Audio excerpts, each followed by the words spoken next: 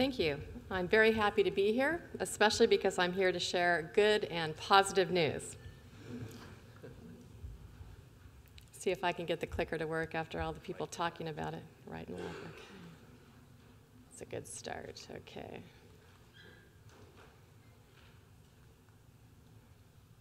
All right. What is ALD? For those of you new board members that were in orientation yesterday, I think you got a big handout with several pages of acronyms. We love acronyms here at NASBA. ALD is the Accountancy Licensee Database, ALD. It's a central repository of current licensee information for CPAs and accounting firms registered in the 55 accounting jurisdictions. CPAverify.org is the public version that's available at no charge. Here on the screen are the topics that I want to go over with you today. I'm going to give you a little bit of a history, tell you how we got where we are today. I'm going to talk about the 4 critical components of the ALD and the efforts that we are currently employing: disciplinary data, linked data, firm data, and automated feeds. I'm going to spend a little bit of time on our committee composition and our vision and our committee charge. And I'll close with talking a little bit about the future and what we envision our duties and tasks and goals will be over the next few years.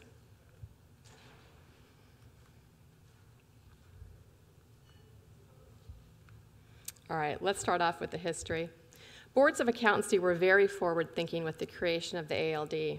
The project was conceptualized and kicked off at a time when not very many people or agencies were envisioning the value of centralizing data, much less making that data available to others.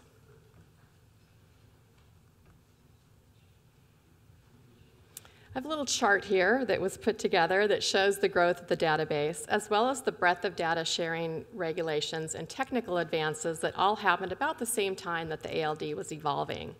And that's pictured here. I can't see it as well, but you can probably see on the screen. But if you can take a look at the ALD. Hold on, I'll get my little cheat sheet here so that I can see what everybody's looking at. The committee was formed in 2004 to create a national database of the CPAs. And I think we launched 1 year later just with 5 states. So you can see what we've accomplished in the past 10 years. It continues on. 13 boards of accountancy had joined by 2007. And in 2010, we had over half the boards of accountancy. And like anything else we see here at NASBA, once the momentum gets going, it really does start to take off. So it's very gratifying to see now. Oh, sorry. I guess that's how I'm supposed to be able to see the all the little details. Okay, now we're going to have to go through all of it. There we go. That's the point I wanted to make. Here we are in 2015, and we have 50 boards of accountancy that are currently live on ALD. So that is definitely something that's worth celebrating. And that's, if you remember nothing else from my presentation, let's take that with us to celebrate. I don't think we spend enough time patting ourselves on the back for the efforts and the accomplishments that we have. My original intent was to actually bring some balloons with a 5 and a 0 and just hold them up and tell you that that was my presentation. And then I actually learned that you can't bring balloons in your luggage on airplanes. So this green map is how we're going to have to celebrate today. And it is nice to see that so much of that is green. We do have 4 additional boards that have efforts underway, so I think that it will be very soon now that we'll be able to celebrate all 55. Now, another thing that I'm very proud of that I'd like to share with you is that in addition to this 50 milestone, we, the accountancy profession, are one of only 2 national professional license databases. So you could say that accountancy boards have really led the charge in the US on providing a centralized database. So other professions are certainly looking to us for leadership.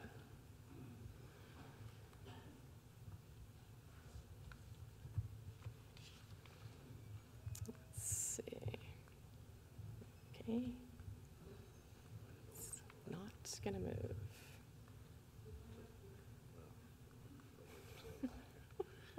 Let's switch hands. It just doesn't want to go.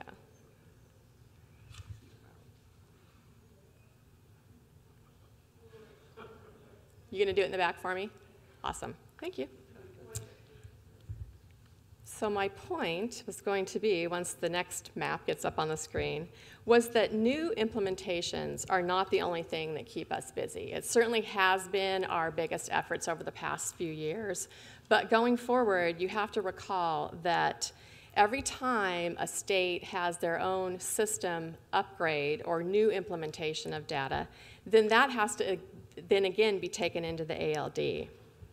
So as you can see from this map, we have 6 of these re-implementations that are currently going on and have been going on in the past year. We anticipate 4 more to occur in the next year or so. So one thing I wanted to make a plea to all of you is, as you go about knowing that you're having an IT upgrade or an upgrade to your data, please let NASBA staff know that so that we can work with you and with your IT resources to make sure that's a smooth transition for that data upgrade.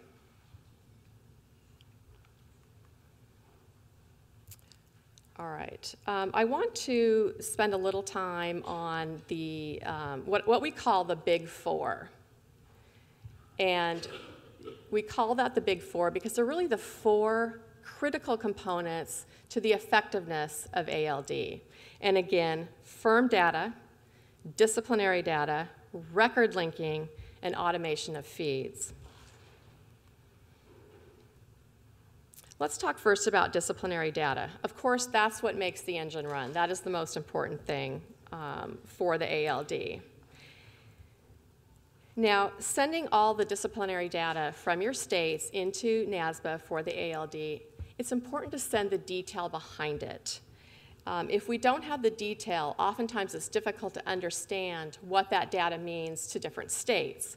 Keep in mind, we all do different languages, different words, and different meanings behind even some of the most basic disciplinary actions, such as suspension or revocation. So the more that you can provide that additional detail behind it in the feed itself, that would be very handy. As you can see from the graph, 29 boards currently do send full detail with their feeds. Of the 21 that send limited or less information, 5 of those do send a flag that has a static string that provides detail behind it, along with a linking into their own website so that somebody that looking at it can get to the detail. So we have a little bit of progress to be made there to get to fully operational, shall we say. Now I want to talk about linked data. All right, and linked data. There we go. Linking the records makes for a much more effective system, since the licensees in your jurisdiction would then be linked to the license records if they hold a license in another state. A linked data set enables you to take advantage of the features of the database, such as disciplinary email alerts, deceased email alerts, and other services from NASBA, such as the CPE audit services. Now, you can see from the pie chart here that 92% of the boards that are live on ALD do have linked data, which is great. That's a good percentage.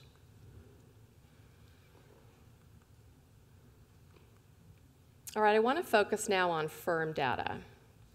The convenience of shared knowledge for the licensure information can extend to CPA firms as well. And to increase the relevance of ALD for firms, we're working on 2 different issues within that category. We're talking about firm disciplinary email alerts that would work just like the individual alerts that are being given out now. That way, if a board revokes, suspends, or otherwise disciplines a firm, that email notification would come directly to that firm's the other states that that firm is licensed in. The second area we're working on is peer review compliance reports, and Janice did touch on this in her presentation just a few minutes ago.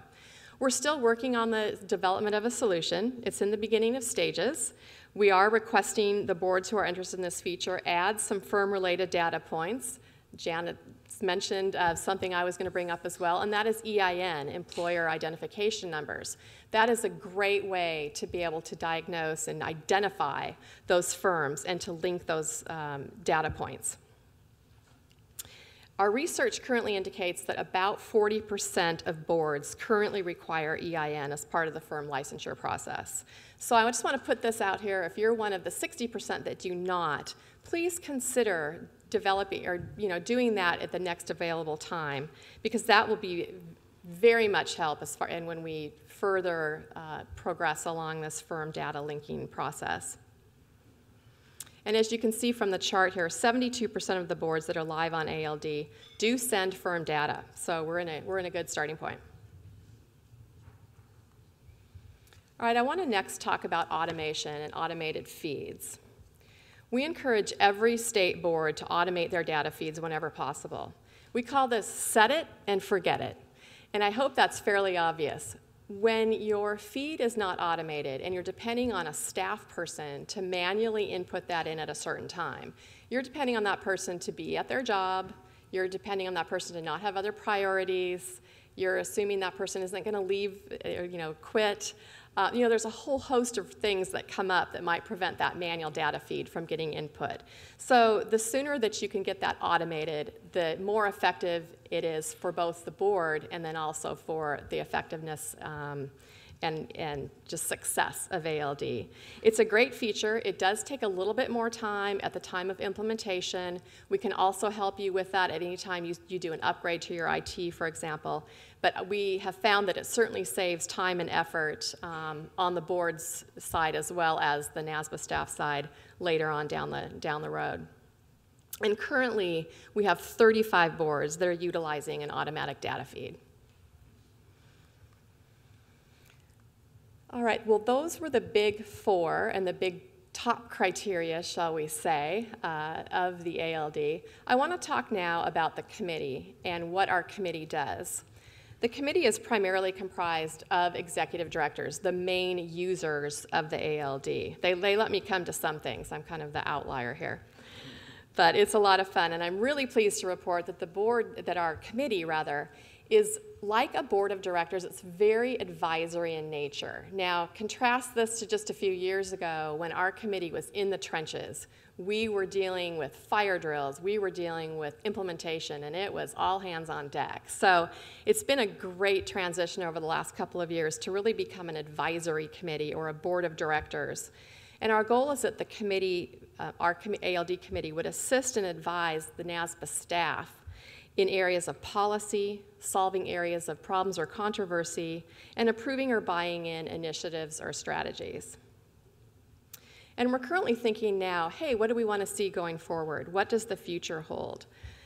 Some of the initiatives on our radar for this year, discipline under mobility. That's important. That's been the biggest fear of everybody all along, right, in enacting mobility, is how are we going to discipline those folks that are in our state that don't have a license in our state? So we, the ALD committee, are working with the Enforcement Resource Committee on how we can be effective in this area. Now, there's still a long ways to go, and we're still working hard on this, but there is a policy that I wanted to make you aware of that's posted to the Enforcement Tools webpage on NASBA's website that I would like to call your attention to, and it has a good starting point for that. The second phase involves technology. How do we use technology to create a place within the ALD that would capture this data and be helpful to all of the executive directors and board staff? Secondly, the firm disciplinary email alerts that I mentioned earlier. Again, that's going to work just like the individual email alerts that you're accustomed to now. Another main area that we're spending some time on is what we call our 2020 vision document. And that refers to where we want to see ourselves in the year 2020, in 5 years from now. What should we be setting ourselves up for to work on in that year? The vision document not only has our strategy and our goals, but it also describes the rationale for much of our decisions that have been made in the past and the history and the evolution and how the ALD became what it is today.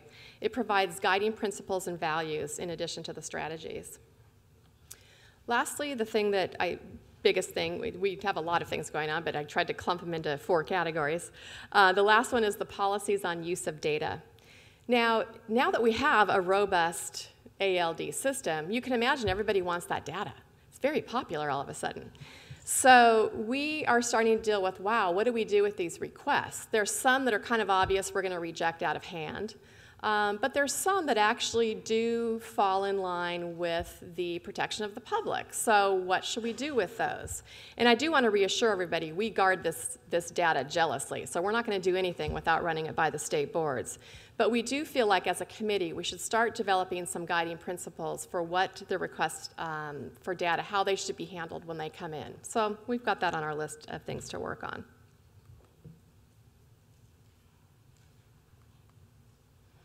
All right, I touched a little bit on the future with the 2020 vision document. And I just want to mention that some of the things that we're thinking about in addition to the data policies is automated peer review reporting for boards. Janice talked about that a little bit.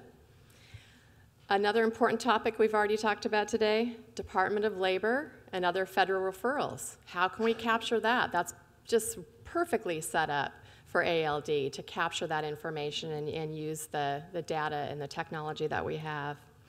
And always providing a more automated means for verifying multiple licensee records. It's always at the top of our mind. So we have a lot going on. As I mentioned earlier, it's a relief to be able to really switch gears into more of an advisory committee and work on strategy and goals and vision as opposed to being down in the trenches. I do want to give some kudos to Dan Sweetwood and Vicki Winfeld, who were in those trenches for many years. So thank you both, because you two and the past committee members definitely did a lot of work to get us to this stage. I also want to have Elizabeth Stanton stand if she's in the room, because if you have questions or you need help, Elizabeth is the one you should speak to. She is all things ALD. She's our ALD manager, and she knows more than anybody on this ALD and is a credit for so many of the successes that we've had with this. I think that I'm about out of time, but happy to take questions, or of course I could probably direct you to Elizabeth if I don't know the answer.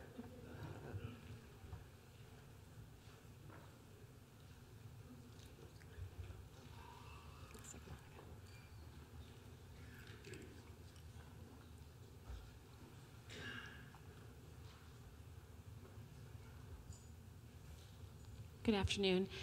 Two clarifying questions. One was with respect to disciplinary data. You talked about full disciplinary data. What does that mean? Is that something broader than defining terms like suspension and probation? Are people actually including disciplinary orders? I think, and the question relating to the details behind the disciplinary data, it is just not necessarily attaching the order itself, but providing detail on what it means in your state to be suspended. For example, I know in some states that means, okay, something terribly bad has occurred and the person has had their license revoked or suspended. But in some cases it may be that they've gone inactive. And some states actually call their inactive CPAs on suspension. So that detail behind what the words mean that you're putting in. Okay, and then my second question is with respect to EINs for firms. You indicate that 40% of states are already doing that. Are the states who aren't doing that, is the firm data not being linked across state lines through hashing method? I don't think there's any way to provide the firm data across state lines without some type of identifying number like an EIN. And so not if I'm correct, Elizabeth, but I believe that 60% is not being shared. Oh. Mm-hmm.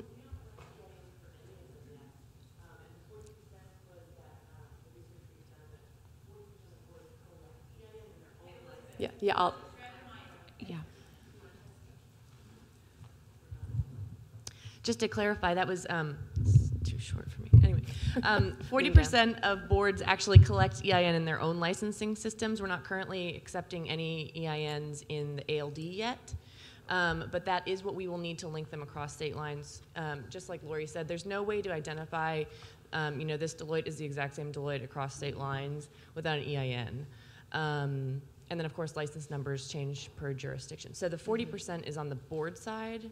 And the idea would be behind maybe the 60% beginning to collect that on renewal forms and things like that, so that we could one day be prepared to add that to the ALD feed.